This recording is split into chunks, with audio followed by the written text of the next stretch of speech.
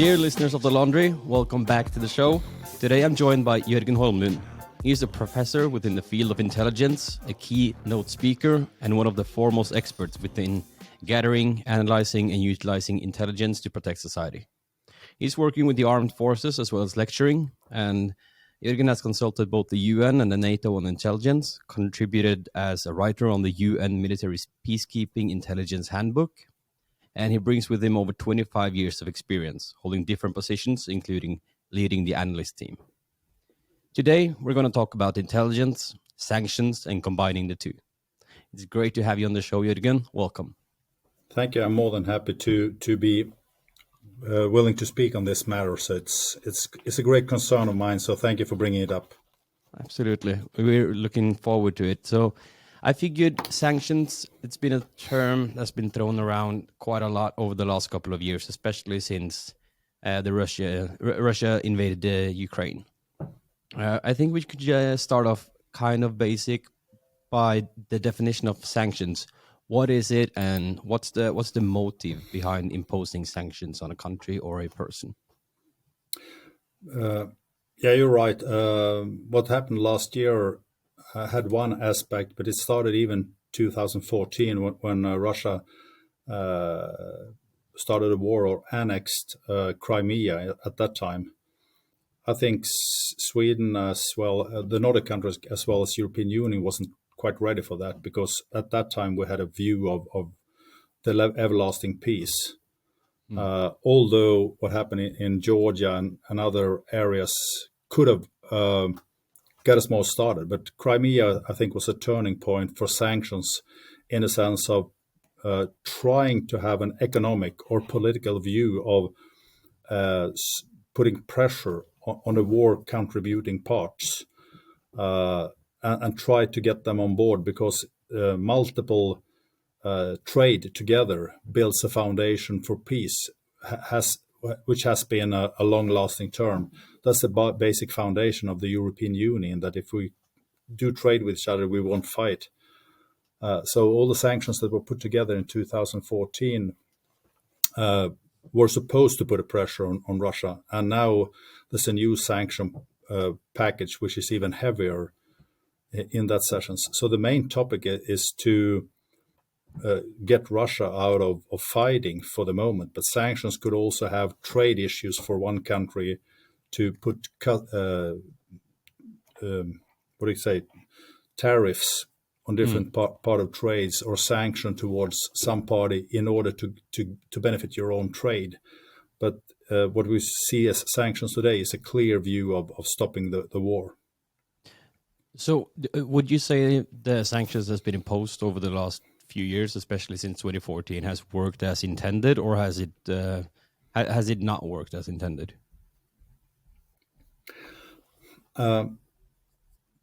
If a desired end state would be that we stop the war, or that we have no war fracturing parties in Crimea, or that the sanctions would have sent a clear warning sign that if you do anything more compared to what you did in Crimea 2014, it will have a huge impact on your system.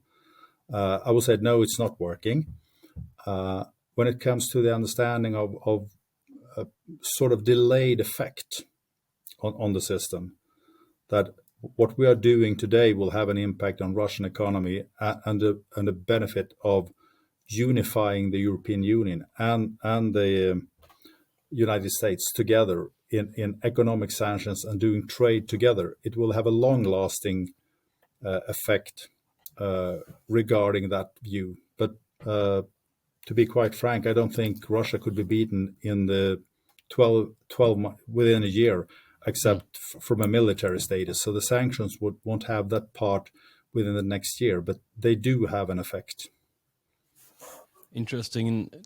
What steps have you seen the Russian government and companies in Russia and even oligarchs and so forth taken to circumvent the sanctions that's been imposed on their people?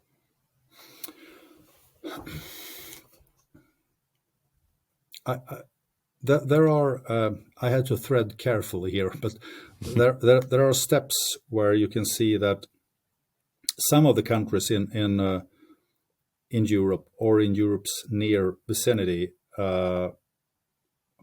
are based on doing trade, so you can allow passports in their country for a very good reason. We would like to have, like Turkey, Russian investments, company starting.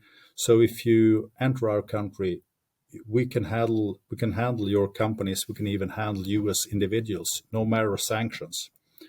And if persons and companies are renamed, it will be a trouble of following the money and following the persons from a sanctions perspective.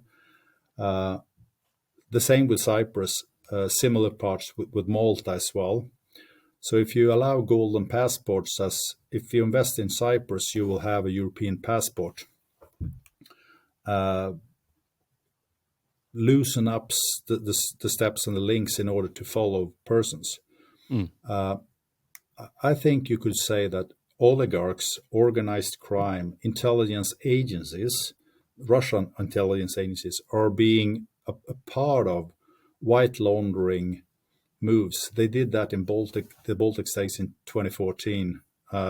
Two Swedish, one Swedish bank has been written a lot about, but you have Danske Bank, which is a Danish bank, was a huge contributor to money laundering in the Baltic states.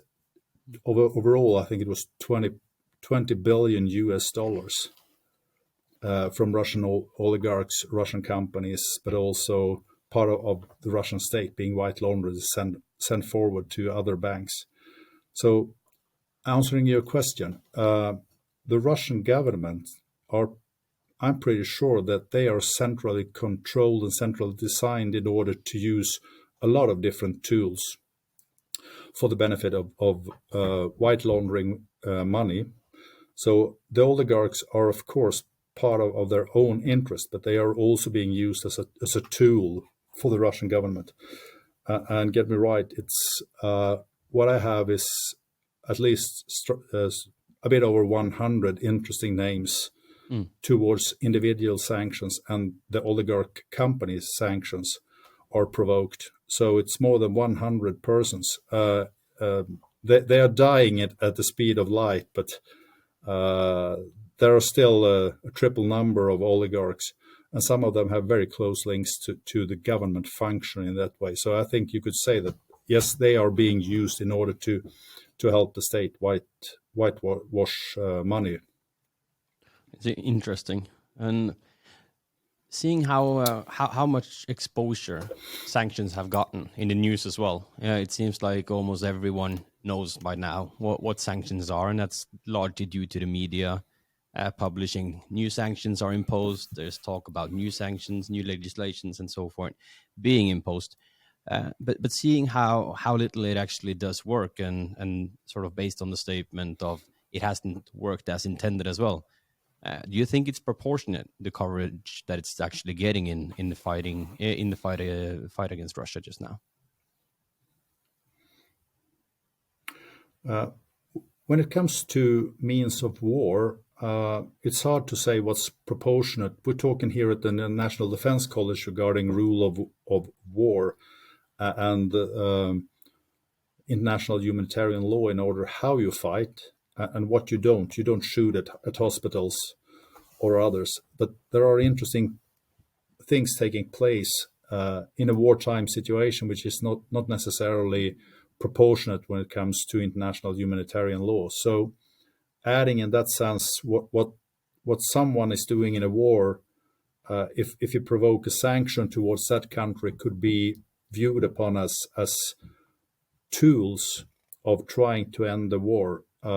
So putting the Russia outside the SWIFT payment, which makes it very hard for them to handle international payments, to handle sanctions towards different means of Russia. I will stretch to that within a moment, but everything is about trying to pressure Russia of not fighting a war, because everyone would like that to end. If it did, I'm pretty sure that the western part of Europe, meaning the European Union and others, would be more than welcoming of doing trade together in that sense, because part of the things that Russia do have, like fertilizers and other things, they are a main producer of a lot of things that is needed for a daily life society. And of course, we should export things back to a functioning Russia. But that will be a later on, and I think all the good economic and negotiating parts will get to that. Answering your question on that one, sorry for being long, but No, it's perfectly fine. It's interesting. I do think that is economic sanctions would be pretty much proportionate for the time being, because people are actually dying in the eastern Ukraine for the moment.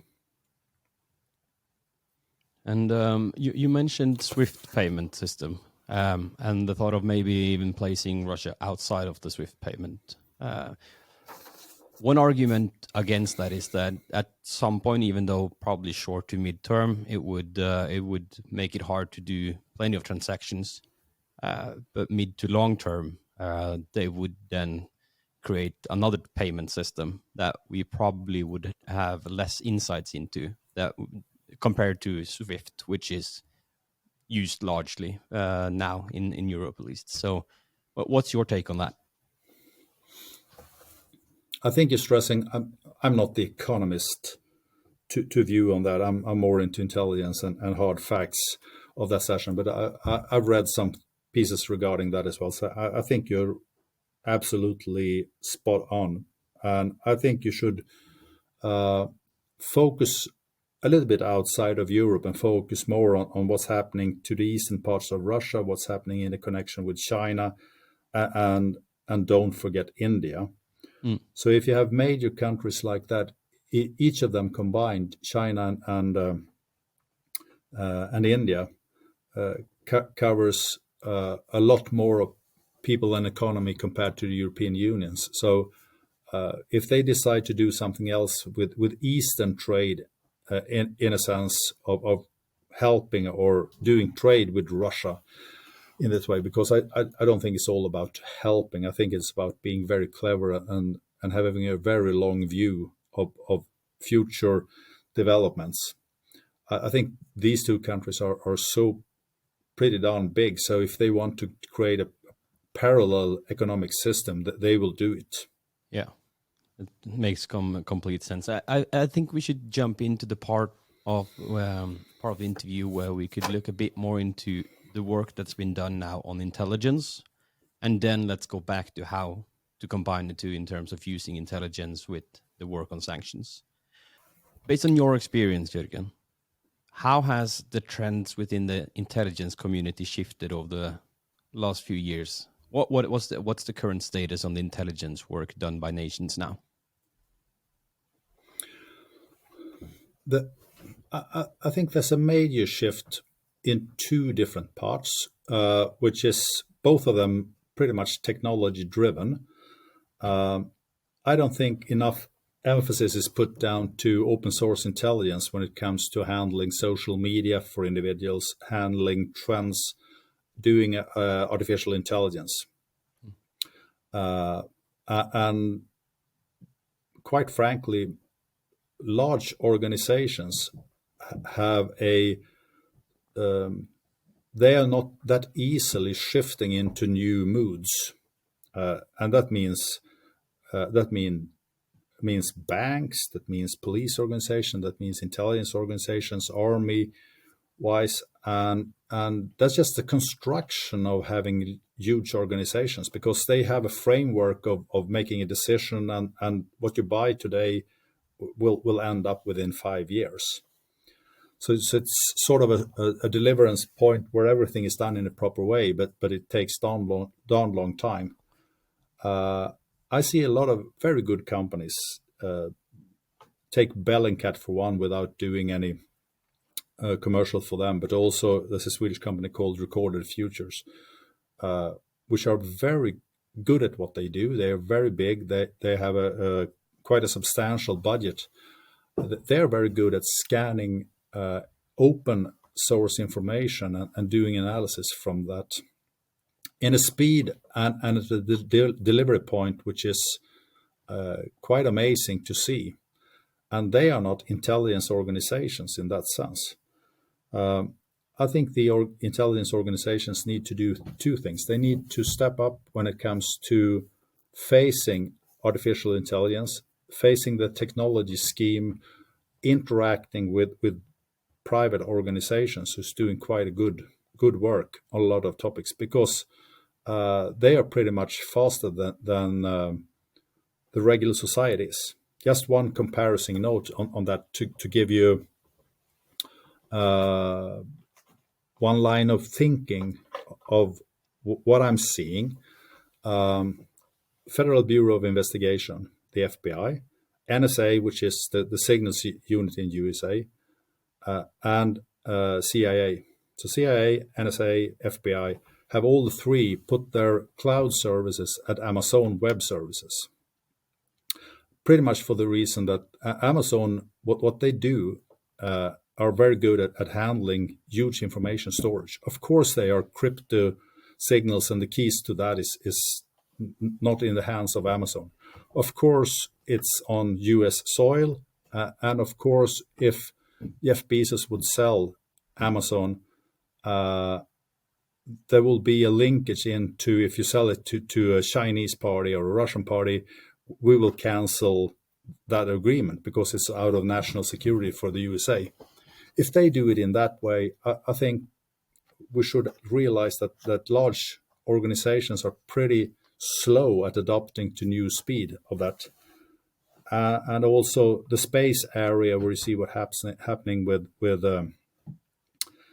Elon Musk in Ukraine and delivering intelligence from a space perspective, is not a Swedish topic where we're at our best, even to understand the space as a solid framework. We have the Swedish Space Corporation in Kiruna, which are quite good, but from a low number, we're doing very good things. But the common knowledge of the technology space and moving outside your regular sources need to have a technology shift in that way. That's what I'm seeing, just in order to get better. Analyst, the human brain, state functions should be controlled in a way. Of course, it should, and I'm pretty happy with that. But I see a pressure when it comes to the technology dimension, and war is a good pace of showing what could be done today. And I think Ukraine are getting really good assistance from some countries in order to support their intelligence picture from a wartime situation, which is good because it stretches our knowledge how it could be done in that sense, and it puts on a generation forward. It's always interesting with the crisis that sort of pushes the envelope on what's possible. You saw it with the corona vaccine as well, right? Where it would usually take 5 years to get something developed, and we were able to do it in a few months.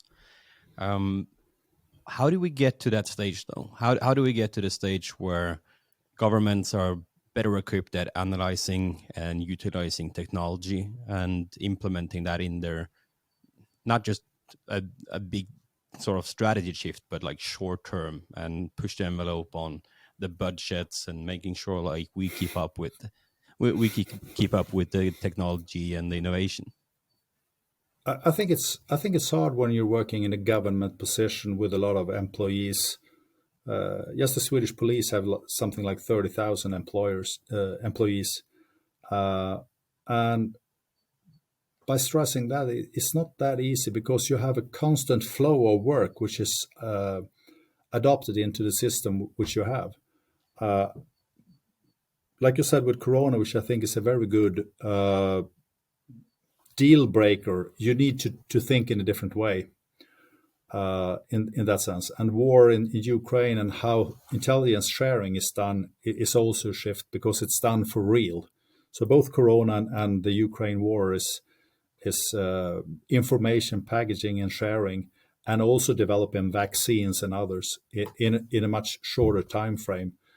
When it comes to building things, I know that there are discussions within Swedish banks, and I think others as well, that if you're going to change and find a new setting, you need to build a parallel bank structure, because you can't develop your IT systems in the daily workflow. You need to build something else outside, and then you change all your gradually change all your information into the new system. So you have to think new and build new. That's one shift I see from at least one Swedish bank and other discussions within the financial system. In order to create the new session, you need to not get rid of the old, but you need to start with a white sheet. Is there a lot of collaboration between the banks and the intelligence agencies? I would say not enough, and basically no one's fault. There are some linkage between money laundering and terrorism financing, where you have breaking points where you're not only entitled, you're obligated to share information regarding mysterious transactions. If they were allowed to share information in a way where you could whitewash the rules and regulations, I think you could sit down and do really good work together from a lab perspective. We're doing a course here right now with one of the Swedish major banks in financial intelligence analysis regarding how does the Swedish intelligence system look like? What is intelligence? How do you share sanctions, fraud, anti-money laundering, know your customer, because you have different regulations regarding that? And how do you combine that with people who are actually trying to stress the Swedish society and want to do bad things? How do you investigate them, and how do you even find them? Because if you don't know what to report, you don't know even how to report it in that session. We have a financial police where you are obliged to handle anti-money laundering schemes and report that into the police systems, which is good, but to be quite frank, it's not enough. So sharing information even between the banks to the financial inspection, but also to the security police, would be a door opener to investigate, because I think so much more could be done to find the bad guys. It seems like that's a very common theme, that the problems often lies within the limitations of data sharing, and especially personal data, and the sort of need to protect society from, as you mentioned, money laundering and terror financing. And some of the tools you could use is to have more of an open shared data storage, where both the government and the police and the banks and so forth could tap into to gain intelligence on the counterparties and whoever they do business with. But due to sort of the protection of data or personal data, which is also very important, of course, but it seems maybe it's almost to the point of disproportionate at this time, and some new legislations need to lay the groundwork for some sort of utility where society could benefit more from the intelligence work done through multiple levels, both banks, government, police, and so forth. I think so. I know that you in Norway are quite good at keeping track of the payments to individuals from the government's system, and we're building a new authority here in Sweden, which is going to be called the in Swedish Utbetalningsmyndigheten, but the payment authority, keeping track of from the IRS and the insurance companies, insurance agency, and three more regarding payments from the government. They would be entitled to share information from an individual perspective. They will be able to share information which the IRS is not able to share within itself for the moment, because there are boundaries within that agency, which is good. But that's only from a payment perspective. If someone are getting paid or trying to manipulate the system, or trying to do that from a terrorist perspective or other, they are not keeping track of that. And the banks also have a problem of finding the motive or the rationality between individuals in that sense. But they could do the thing regarding mysterious payments to different areas and find modus operandi of, well, if you're paying something like that to, I'm just making it up, Morocco, it will cause a flag. If you pay it to Morocco and Tunisia, it will cause a major flag. And how do you view the individual, and how do you pose a sanction? But how do you report that to the security police or the police in that setting? And the banks are in the game actually of creating benefit for their owners. But in my world, it could be a fraction of keeping track of people who you actually think are doing or preparing for bad things as well. Moving on to the next point, I'm interested to learn more about the intelligence community at large. What's the most worrying type of trends that you see now? What isn't that the society isn't worried enough about, sort of say? I'm going to stretch where I'm a little bit more comfortable if you do US or Western Europe. I don't think we raise enough concern when it comes to individuals who might be radicalized in a setting of creating disturbance to the daily society. There are enough school shootings and people who are not feeling that well in the US in that session. You have experienced in Norway tragic events like in 2011, which is horrendous. But I'm a little bit concerned towards individuals regarding personal radicalization. There are the incel movement regarding young men getting inspired by Canadian and American sites, which is quite hateful towards young women. But once you visit these sites, you get pretty sure that you get a different perspective, which could eventually lead to bad things occurring. I don't see that we're keeping enough track of that. I'm concerned regarding if you have wartime situations like in Ukraine, people and what happened in Syria. People will re-enter their respective countries with the skill of they will for sure have close links to PTSD. They will be hard to re-enter the daily society and get a job, because the reason they left was because they were outside the society. They will be getting close to handling guns and vital and hostile situations, and they will have a close network towards others. So if you have in Ukraine what they call a Nordic battalion, I asked the question, what is that? Is it, from my figure, something like 600 people from the Nordic countries, or is it 800?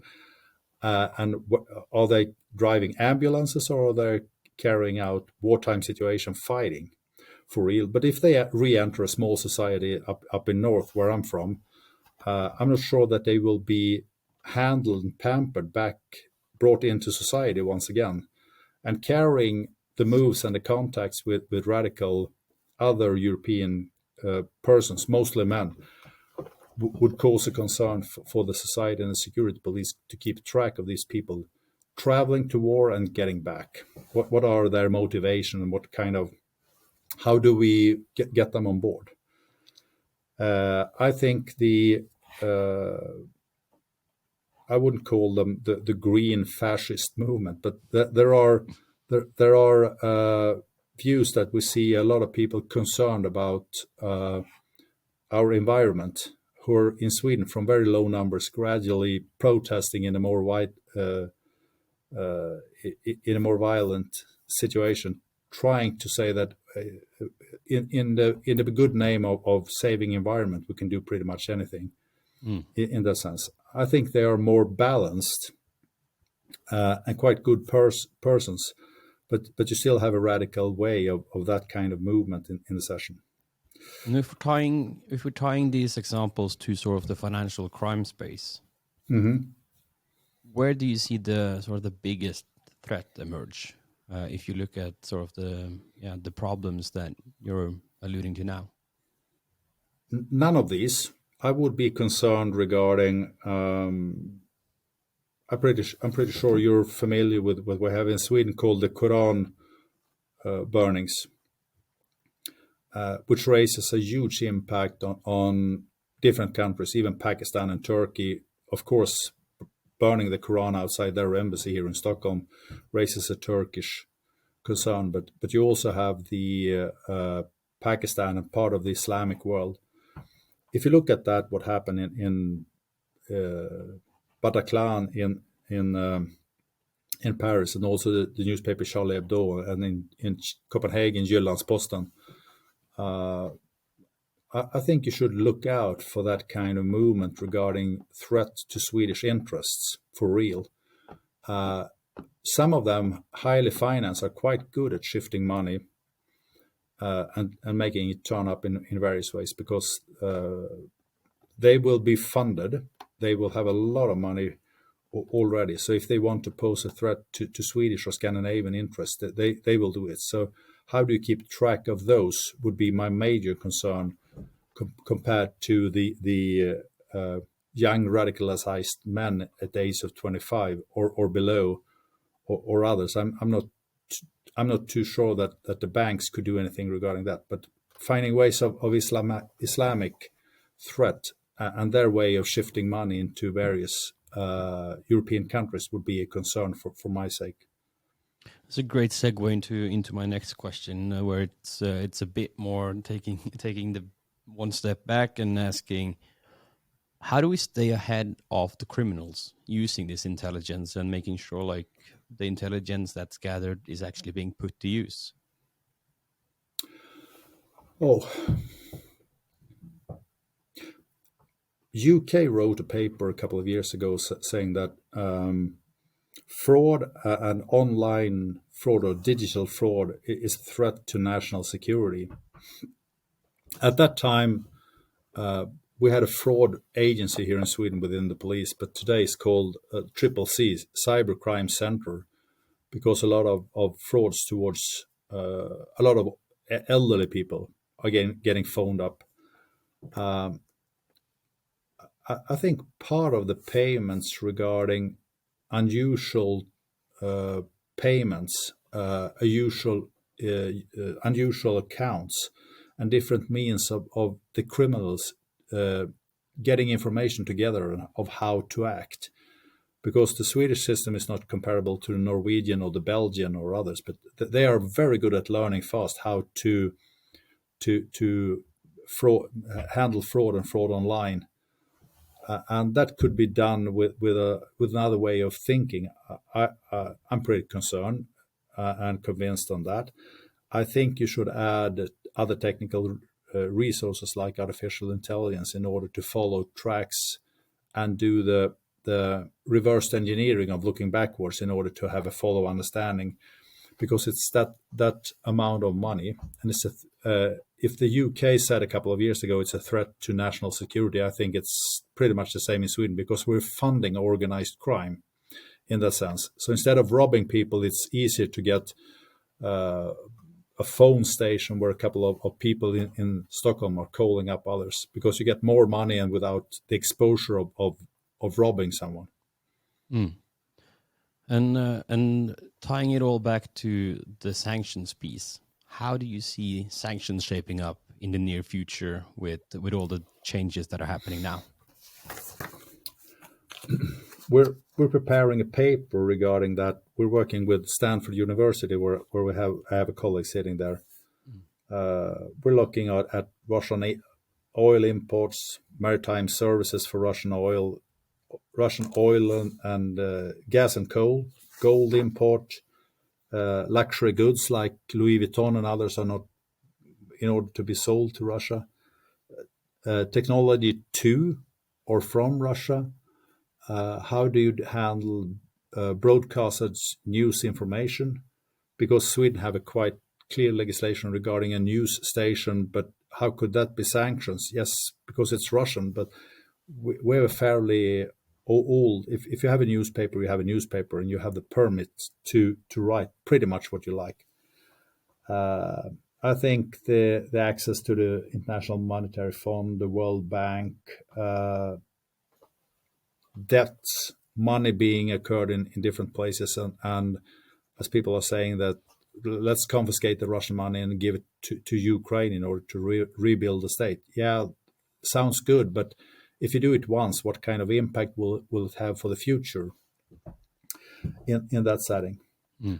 So Russian banks and SWIFT, but also the most favored nation, are things like we're looking at for the moment. And I'm a firm believer in United Nations saying that, well, nothing is all that airtight and very good and solid proof, but it's pretty much still the only organization handling 193 countries. So if we want things to be happening, we should rethink what to do with the United Nations in order to have it function in a different way of just talking about war. Because yes, war might be needed for the moment in order to win the battle, but we need to handle different stages in order to rebuild the society and rebuild trust. And at least within 10 years, it will happen. Anything in particular you think we should include then? I think it's hard to get a perspective of a Russian mind, because we get one part of information in Sweden, you get one part in Norway, in Russia they have another, and then we have our individuals' narratives of how we see things. So I think you should be careful not to put a pressure on Russia being banned forever in every different way. You should address the wartime situation in a very clear mind, and then you're done with that.